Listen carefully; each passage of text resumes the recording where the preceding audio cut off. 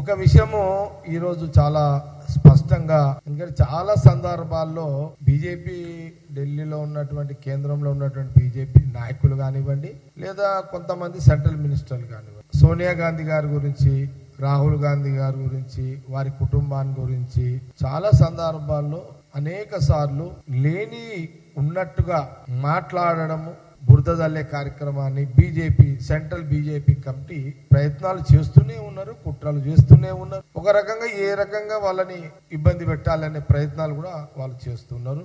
ED department ద్వారా మనకందరూ కూడా తెలిసిన విషయమే. కానీ ఇప్పుడున్న జనరేషన్ చాలా మంది తెలియదు.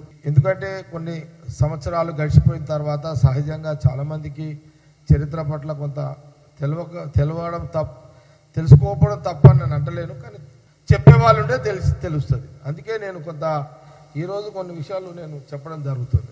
చాలా సందర్భాల్లో గాంధీ భవన్ మీడియా ద్వారా అనేక సార్లు పరమాలు మేము చెప్తూనే ఉన్నాం. ఈ దేశానికి స్వాతంత్రానికి ముందు, స్వాతంత్రం వచ్చిన తర్వాత ఈ దేశానికి ఆ కుటుంబం ఆస్తి, వాళ్ళకున్న ఆస్తులు దారాదత్తం చేసిరు. దేశ